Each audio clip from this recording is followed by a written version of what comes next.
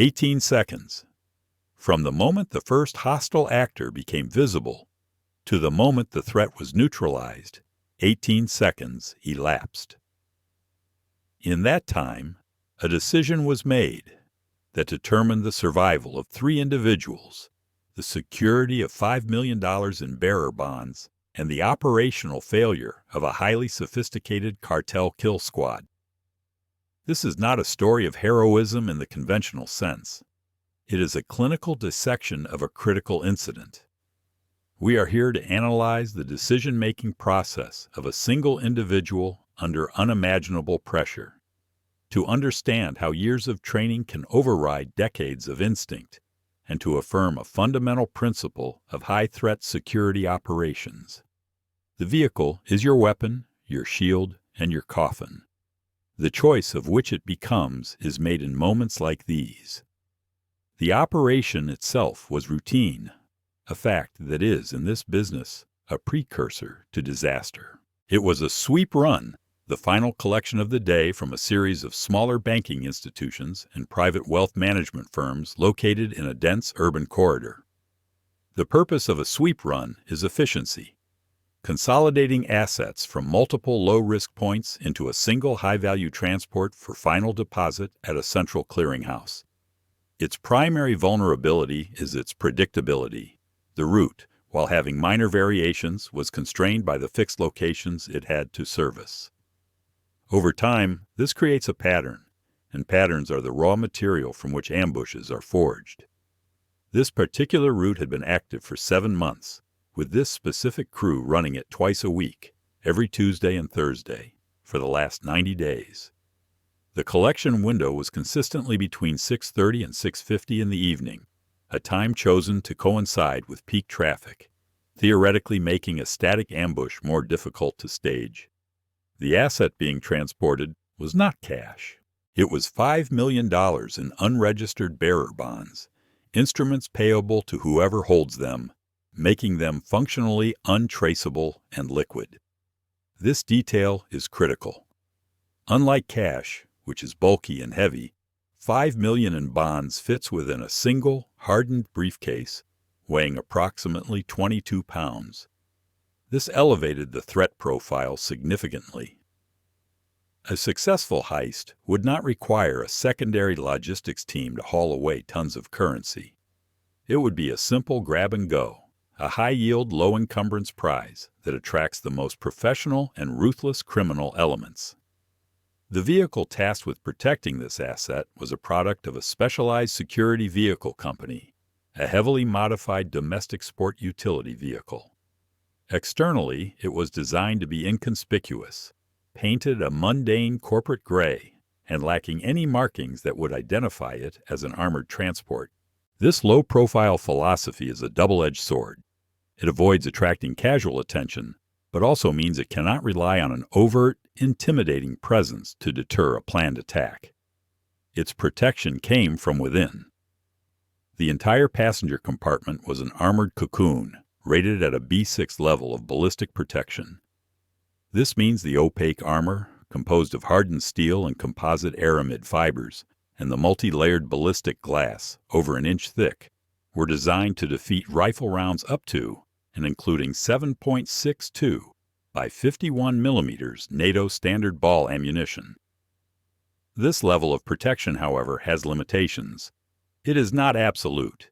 It is designed to withstand a specific number of impacts in a localized area before failing. Sustained concentrated automatic fire can degrade the integrity of the glass, creating a spider web of fractures that, while not immediately penetrated, will obscure vision and eventually be defeated. Furthermore, B6 armor is vulnerable to a phenomenon known as spalling. When a high-velocity round impacts the exterior, it does not have to penetrate to be lethal. The kinetic energy can be transferred through the armor, causing fragments of the interior steel or composite layer to break off and become high-velocity projectiles inside the cabin. To mitigate this, the interior was lined with a Kevlar spall liner, but its effectiveness is not guaranteed. The vehicle was also equipped with run-flat tires, reinforced to allow travel for at least 30 miles at reduced speed after being punctured and an independent oxygen supply in case of a chemical attack. It was a fortress, but a temporary one. Its primary function was not to win a firefight, but to survive long enough to escape the kill zone. Inside this fortress were 3 individuals, each with a specific role. In the front passenger seat was the communications and navigation guard, responsible for monitoring comms channels and guiding the driver. In the rear cargo area, separated by an armored partition, was the cargo guard, whose sole function was to protect the asset briefcase. Standard operating procedure dictated that in an ambush, the comms guard would issue a distress call, while the cargo guard would prepare to defend the asset should the vehicle be disabled and breached. They were functional roles, cogs in a procedural machine. The driver was the machine's operator. He was a 49-year-old male with 22 years of experience in the executive protection and armored transport industry. His background included multiple tours in high-threat environments overseas, with private military contractors, protecting diplomats, and corporate executives in active war zones. He was not merely a driver. He was a specialist in defensive and evasive driving, a practitioner of a violent and unforgiving craft. His training emphasized that standard operating procedure is a baseline, not a gospel. It is a guide for the 99% of uneventful runs, not for the 1% that turns into a fight for survival. This distinction is the absolute core of our analysis. The final piece of the pre-incident puzzle is the most critical: the inciting failure. The subsequent investigation revealed that this was not a random attack. The cartel's intelligence was precise. They knew the route, the schedule, the vehicle type, and the value of the cargo. This was not the result of a technical breach, a hacked server, or intercepted communications. It was a human intelligence failure. A source within one of the financial institutions on the collection route had compromised the operational details for a sum of $50,000. This is a crucial lesson in security architecture. The most advanced technological safeguards can be rendered irrelevant by a single compromised human being. The entire sophisticated defense of the B-6 vehicle and its trained crew was predicated on a foundation of operational security that had already crumbled. They were driving into a meticulously prepared trap. The architects of this trap were not common criminals. The tactical signature of the attack, from the choice of location to the weapons and movements employed, pointed to a team with professional military or special operations training. This is a growing trend as major trafficking organizations recruit from the ranks of disillusioned or corrupt former soldiers from various nations, creating a hybrid threat that combines criminal enterprise with military precision. They chose their ground with textbook tactical acumen. The location was a 4-lane road in a light industrial district just after a gentle right-hand curve. At 6:47 in the evening, traffic was moderate but flowing. The curve served to limit the target vehicle's long-range observation, preventing the driver from seeing the blockade until he was already committed. The ambush site itself, what we call the ambush box, was perfectly constructed. On the right side was a 2-story warehouse, providing an elevated firing position. On the left was a chain-link fence bordering a railway line, preventing any evasive maneuver in that direction. The trap would be sprung using 2 vehicles. The first, a stolen panel van, was positioned 200 yards past the curve, blocking the 2 right-hand lanes. The second, a common domestic sport utility vehicle, would pull up behind the target vehicle once it stopped, sealing the box. This is a classic L-shaped ambush, designed to concentrate fire from 2 directions, the front and the flank, into a designated kill zone. The attacker's plan relied on a single, critical assumption: that the armored vehicle, upon seeing the blockade, would follow its standard operating procedure. Standard operating procedure for a cash-in-transit vehicle encountering a nonviolent, unexpected obstacle is to stop at a safe distance, assess, and report.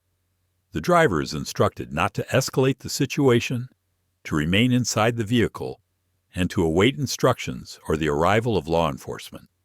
The vehicle's armor is meant to provide a safe bubble while this process unfolds. This procedure is born from a risk-averse corporate and insurance mindset, designed to avoid liability and confrontation. It is a procedure designed for traffic accidents and fender benders, not for a coordinated military-style assault.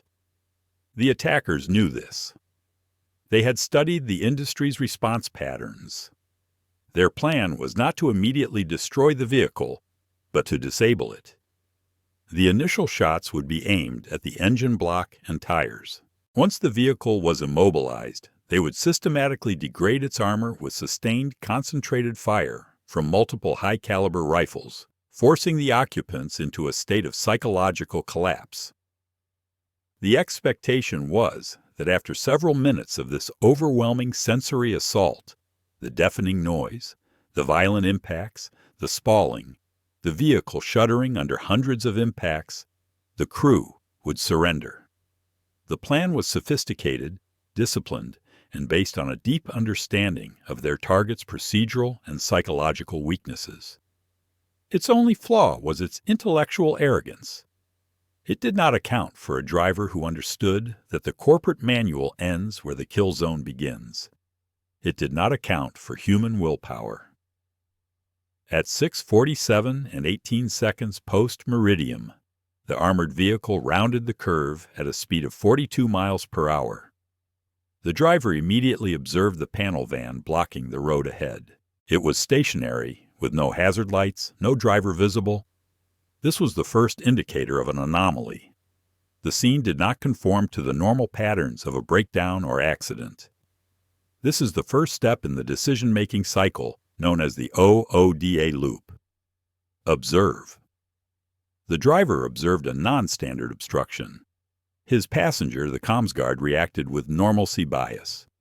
He reportedly began to state that it looked like an accident and that they should stop. This is the expected civilian reaction. The driver, however, was processing the data through a different filter, the filter of 22 years of threat analysis. He did not see an accident. He saw bait.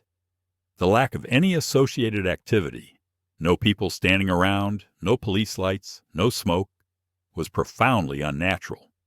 His mind was already moving to the second stage of the loop. Orient.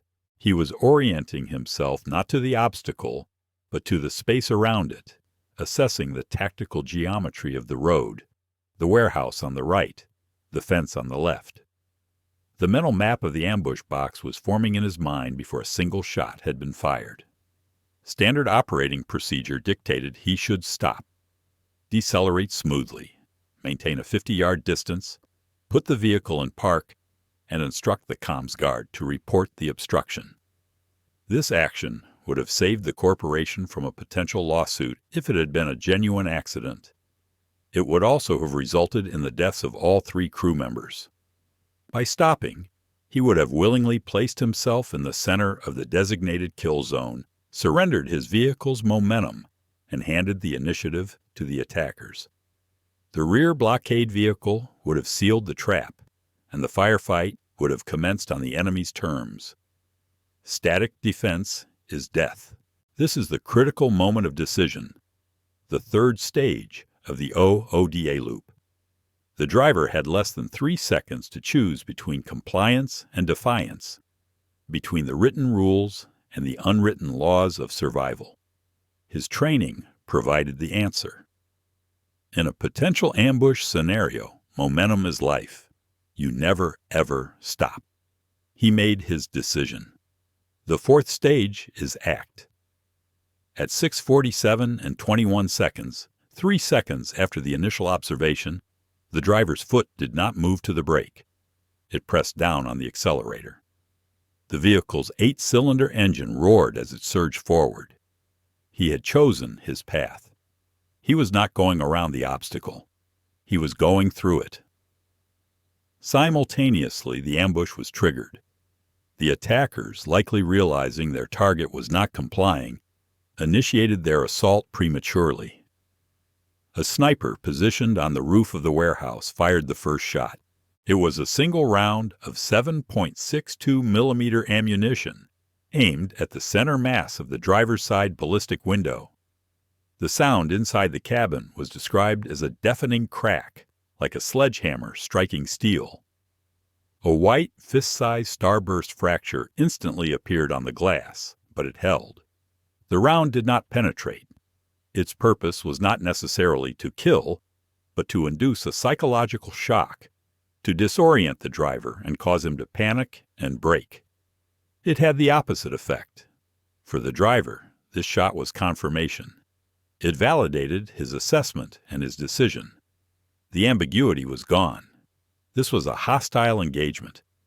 Immediately following that first shot, at 6:47 and 24 seconds, the second phase of the attack began.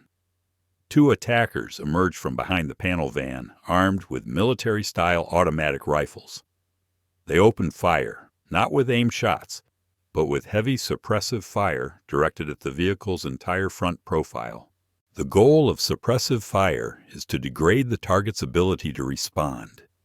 It is a wall of noise and violence designed to force your head down, to obscure your vision, to make rational thought impossible. In the span of 5 seconds, more than 60 rounds impacted the front of the vehicle. The windshield was now a mosaic of overlapping fractures, visibility reduced to near zero. The hood and grille were peppered with impacts, and at least 2 rounds struck and punctured the front left tire, which began to hiss and deflate. The run-flat system engaged immediately. Inside, the environment was chaos. The noise was overwhelming, a continuous, violent hammering that vibrated through the entire chassis. The comms guard was shouting into his radio, reporting they were under fire. The cargo guard in the back was braced for impact. But the driver remained focused on a single task, maintaining control and momentum. He was no longer looking through the shattered windshield, but was using a technique known as peripheral orientation, looking out the less damaged top corners of the glass and aligning the vehicle by referencing the lane markers he could still faintly perceive. He was not driving a car. He was aiming a 4-ton battering ram. At 6:47 and 27 seconds, the rear blockade vehicle, the sport utility vehicle, moved to seal the trap. But it was too late. The target had refused to become static. At 48 miles per hour, the armored transport closed the final 50 yards to the panel van. The driver braced for impact. The physics of the collision were simple and brutal. The armored vehicle, with its reinforced steel frame, weighed approximately 8,500 pounds. The stationary panel van weighed roughly 5,000 pounds. The kinetic energy of the impact was immense. The moment of collision, at 6:47 and 29 seconds, was an explosion of metal and glass. The armored SUV struck the panel van offset, hitting the rear third of the van's side. This was a deliberate choice, intended not to plow through the van's strongest point, its engine block, but to use the superior mass and momentum to pivot the lighter vehicle out of the way. The van was thrown sideways, screeching across the asphalt and slamming into the concrete base of a light pole. The path was now clear. The armored vehicle, though damaged, was still moving. Its front end was crushed, the radiator was likely destroyed, and fluids were leaking onto the pavement. But the engine, protected by the armored firewall, was still running, and the reinforced chassis had maintained its structural integrity. The driver did not hesitate. He accelerated through the gap he had created, clearing the primary kill zone. The attackers were now in disarray. Their plan, so meticulously constructed, had failed at its most crucial point. Their target was not disabled and trapped. It was mobile and escaping. An ironic twist of their own planning now worked against them. The panel van they had used as a blockade was now an obstacle for them, partially blocking their own line of pursuit. One of the shooters attempted to pursue on foot, firing rounds at the rear of the fleeing vehicle, which were harmlessly absorbed by the rear armored door. The rear blockade vehicle was forced to maneuver around the wreckage, losing critical seconds. The engagement, from first shot to clearing the kill zone, lasted a total of 18 seconds. In that time, an estimated 150 rounds from at least 3 separate rifles had been fired at the vehicle. The final damage assessment would show over 70 impacts on the vehicle's front and left side. 0 rounds penetrated the armored cabin. 0. The driver continued for another 2 miles, the damaged vehicle groaning in protest, the deflated front tires slapping against the pavement. He did not stop until he reached a pre-designated emergency rally point, a heavily secured police precinct. Only then, inside the safety of the precinct's sally port, did the vehicle come to a final stop. The engine, starved of coolant, seized and died with a final shuddering gasp. The run was over. The aftermath provides a stark contrast in outcomes. The crew of the armored vehicle survived. The driver and front passenger sustained minor injuries, cuts and bruises from shattered interior plastics and the violent impact of the collision. The cargo guard in the rear was unharmed. The asset, the $5 million in bearer bonds, was completely secure, still locked in its briefcase in the back of the vehicle. The vehicle itself was functionally destroyed. A post-incident inspection cataloged the damage with clinical precision. The ballistic glass on the driver's side and windshield was compromised beyond repair, a lattice of deep fractures, yet it had not failed. The B-6 rated steel body panels were dented and scarred, resembling the surface of the moon, but they had held. The engine compartment was a wreck. The radiator, alternator, and multiple fluid lines were obliterated. The front axle was bent from the force of the impact. The vehicle had performed its function perfectly. It had been a shield, and it had bought just enough time for its operator to use it as a weapon. It had absorbed an incredible amount of punishment and delivered its crew to safety, sacrificing itself in the process. The outcome for the antagonists was catastrophically different. Their return on investment was 0. They did not secure the asset. Their meticulously planned operation had collapsed into a chaotic failure in less than half a minute. In their haste to escape, they left behind a wealth of forensic evidence. The stolen panel van, the spent shell casings from their specific weapons, and even trace DNA evidence were recovered by law enforcement. More importantly, the failed attack elevated their profile from a criminal nuisance to a major security threat, triggering a far more intensive and well-funded investigation by federal agencies. Within 6 months, the intelligence gathered from the scene, combined with the testimony of the compromised bank employee, led to the identification and dismantling of the entire cell. The team's leader and 2 other members were neutralized during a subsequent raid. Their professional arrogance had led directly to their professional demise. They had planned for a compliant victim and instead had encountered a determined adversary. So what are the lessons to be drawn from this incident? What does the dissection of these 18 seconds reveal? The analysis yields several critical takeaways, each one a pillar of modern security doctrine. First, the foundation of any security operation is not armor or weapons, but intelligence. The entire near disaster was precipitated by a single human failure. The cartel knew where to be and when to be there because a trusted insider sold that information. This underscores that physical security and operational security are inextricably linked. An impenetrable vehicle is of little use if the enemy has your itinerary. Vetting personnel, compartmentalizing information, and varying routines are not bureaucratic inconveniences. They are life-saving measures. The most dangerous threats often originate from within the wire. Second, static defense is death.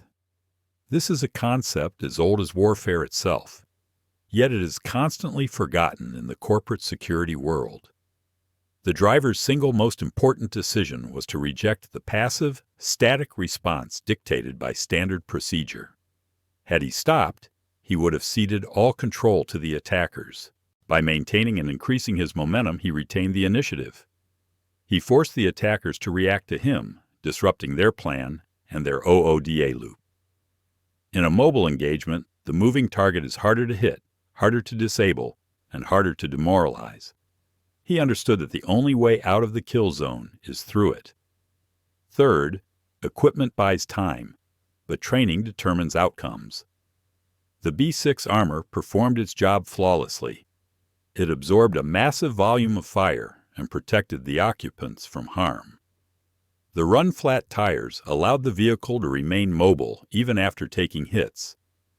This technology was essential. However, without the driver's specific training and mindset, the technology would have served only to prolong the inevitable. The vehicle would have become a steel coffin, its crew waiting inside to be systematically taken apart. The armor provided a window of opportunity, a few crucial seconds where a decision could be made. It was the driver's training in defensive driving, threat recognition, and ambush counter tactics that allowed him to exploit that window. Technology is a tool, but the human operator is the weapon. Finally, methodology must evolve to meet the sophistication of the threat. The attackers were not common thugs. They were professionals employing military tactics. They expected a standard civilian corporate response. The security company's procedures were designed to counter less sophisticated threats. This incident demonstrates a dangerous gap between the tactics of modern criminal organizations and the often outdated protocols of the security industry. The driver bridged that gap with his own experience. But for every one of him, there are 100 others who would have followed the book and paid the ultimate price. The lesson for the industry is clear. Training and procedures must be stress-tested against the worst-case, most professional adversary, not the most likely one. You must train for the fight you might have, not the one you want to have. In the end, the synthesis of this event is a study in contrasts. It was a catastrophic intelligence failure paired with a stunning tactical success. It was a failure of the institution's security plan, but a triumph of an individual's will. The technology, the B-6 armor, was a necessary but not sufficient condition for survival. The decisive factor was the man behind the wheel. He possessed something that could not be bolted onto a vehicle or written into a manual. The psychological fortitude to override his own survival instinct to break, and the clarity of mind to see the path forward when all visible paths were blocked. We have a term for this in the debriefing process. We call it the mental bridge. It is that infinitesimal, almost spiritual moment where years of repetitive, monotonous, and often brutal training cross over to become pure, unthinking, instantaneous action. It is the psychological crossing point where the practitioner sheds all hesitation and becomes an extension of his training. The driver did not have time to consult a manual or weigh his options. He had already made the decision 1,000 times before in simulations and training scenarios.